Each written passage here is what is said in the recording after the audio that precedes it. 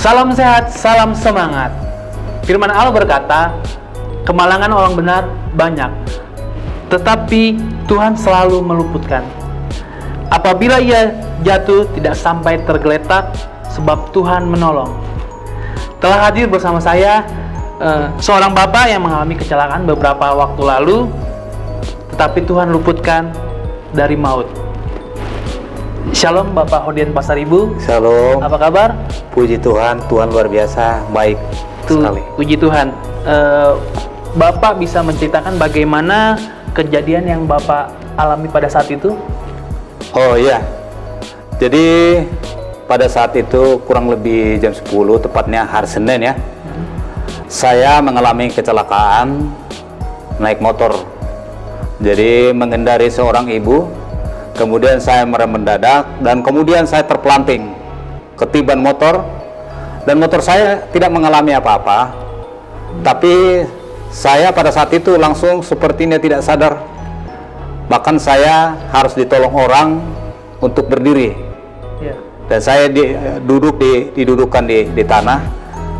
Kemudian setelah itu saya tiba-tiba langsung melihat seperti terang. Baru kemudian saya bilang sama orang itu, saya bisa berdiri. Dan saya berdiri, tiba-tiba saya langsung bisa naik motor dan saya pulang ke rumah. Dan saat itu apakah sempat sampai dirawat di rumah sakit? Karena kan terjadi kecelakaan dan mungkin ada luka yang dialami Bapak? Oh, sedikit saya ceritakan ya. Setelah saya sampai di rumah, sebenarnya saya turun dari motor itu sudah nggak bisa jalan.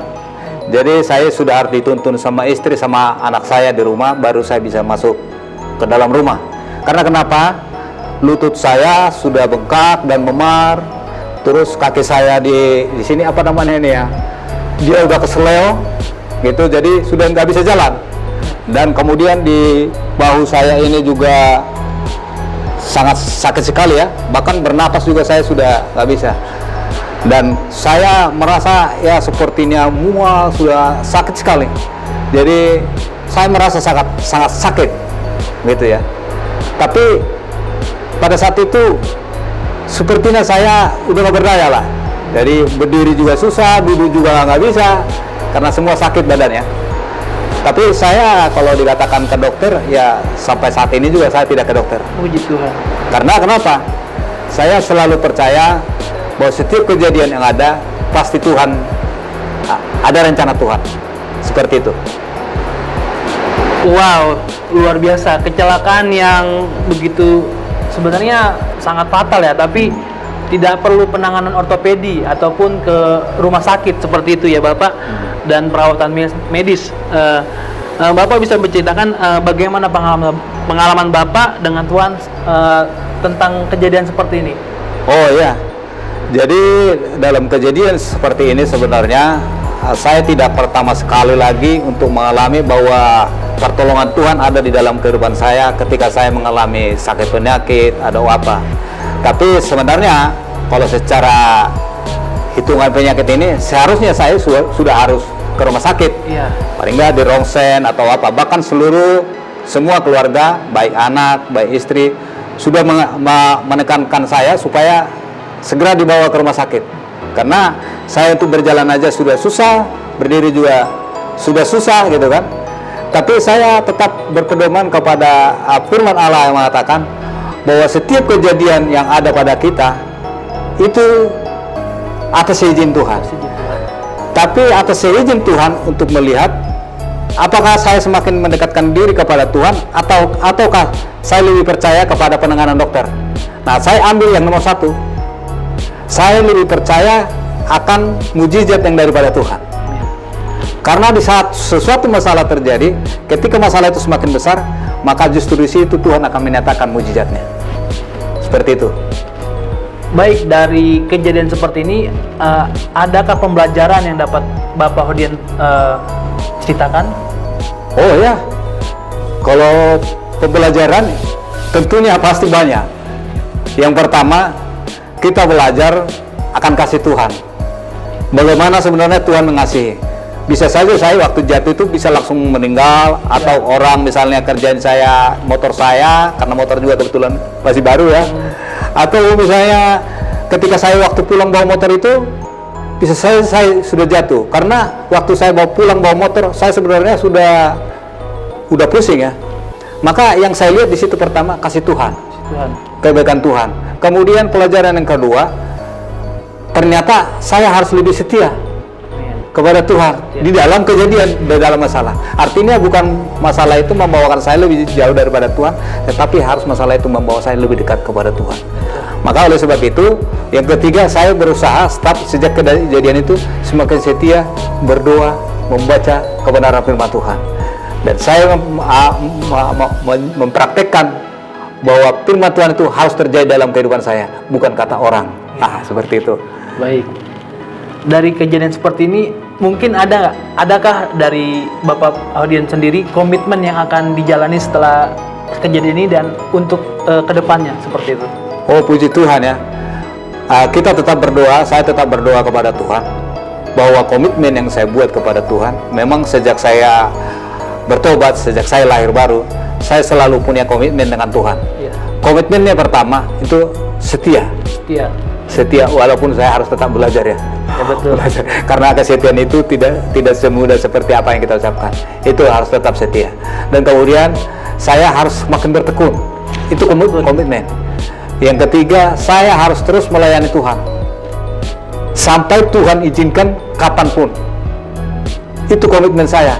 Dan melalui peristiwa ini yang saya alami ini, saya melihat sudah Tuhan melakukan suatu mujizat yang besar, maka saya akan tetap komitmen apapun yang terjadi dalam kehidupan saya itu, bahwa Tuhan pasti menyelesaikan masalah. Maka komitmen saya kepada Tuhan, saya percaya kepada Dia. Tidak ada yang bisa menghalang-halangi Tuhan melakukan mujizat bagi saya dan bagi keluarga saya. Puji Tuhan, demikian komitmen dari Bapak Hodian Pasaribu. Juga di bulan ini, bulan Desember, mungkin Bapak Hodian sendiri ada persiapan khusus menjelang Natal dari keluarga ataupun dari Bapak pribadi? Oh ya, kalau memang kita ini saat-saat ini sudah persiapan untuk Natal ya. Betul. Tapi perlu kita ketahui bahwa Natal itu bukan bulan Desember saja. Natal itu harus setiap saat di dalam kehidupan kita. Artinya Yesus harus lahir di dalam kehidupan kita setiap saat. Walaupun memang di bulan Desember secara umum kita merayakan perayaan Natal ya, perayaan Natal secara bersama-sama. Tapi berhubung keadaan juga seperti saat ini, ya kita adakan sederhana saja. Tapi bahwa yang menjadi suatu persiapan bagi saya, bahwa Natal harus setiap saat di dalam kehidupan saya. Bahwa Yesus harus lahir setiap saat, hadir di dalam kehidupan saya. Namun ada satu hal yang menjadi rencana kami, karena kebetulan kami berada di tengah-tengah lingkungan yang semuanya non-Kristen atau dikatakan Muslim, atau saudara kita, tetangga kita, agama tetangga kita. Kami dengan istri, karena di sana itu kita tidak ada orang Kristen yang lain, ketika kami pasang pohon Natal di rumah, dan anak-anak itu banyak begitu datang ke rumah, anak-anak Muslim, anak Pak Ustadz, istri Pak Ustadz. Nah, mereka bertanya, "Nah, siapa yang ulang tahun? Kok ada pohonnya begini?" Nah, saya bersama-sama dengan istri mengatakan, yang ulang tahun Tuhan Yesus. Ada kadonya dong. Loh, ya kado adalah, ini kan pohon ini melambangkan kehidupan. Nah, ini ada lampu-lampu bawa terang, menyatakan terang, terus ada bintang di atas. Jadi artinya bahwa Tuhan Yesus datang ke dalam dunia membawakan terang, membawakan kehidupan. Nah, itu bagi anak-anak juga, bagi kamu juga. Nah, kami mencoba menceritakan seperti itu. Maka oleh sebab itu kami berkomitmen dengan istri, coba nanti kita memberikan bingkisan di bawah pohon Natal ini, dan setiap anak-anak yang datang ke sini, nanti kita kasih bagi mereka. Ini menjadi suatu rencana kami. Jadi bukan kepada orang-orang yang sudah percaya kepada Tuhan, tapi orang-orang yang belum percaya kepada Tuhan. Jadi anak-anak itu nanti akan kita bawa ke pohon Natal, dan kita akan suruh ambil dia kado dari situ, atau bingkisan lah, semacam bingkisan. Ini kami sedang persiapkan bersama-sama dengan istri. Jadi ini yang menjadi suatu rencana kami di dalam menyambut hari kelahiran Tuhan Yesus pada tahun 2020 dia dalam keadaan COVID-19 ini. Betul. Jadi saya sangat melihat bantu kami juga di dalam doa ya, Pak Respan, Iya. supaya nanti Tuhan juga menolong rencana kami ini dan melalui melalui ini biar mereka melihat terang Tuhan yang ada di dalam kehidupan kita, kelahiran Tuhan yang ada dalam kehidupan kita. Kami melihat di sana anak Ustadz, istri Pak Ustadz juga mau datang ke rumah kita, luar biasa. Luar biasa, ya. Nah, kalau Pak Respan nanti mau datang ke rumah sekali-kali datang ke sana. Jadi Baik, Pak. melihat mereka bisa berkumpul di dalam rumah kita. Ya, sangat luar biasa ya. Dari kesempatan yang ada bisa menjadi berkat di lingkungan sekitar ya, dengan menceritakan apa itu Natal atau apakah ini makna dari perayaan Natal seperti itu Bapak ya.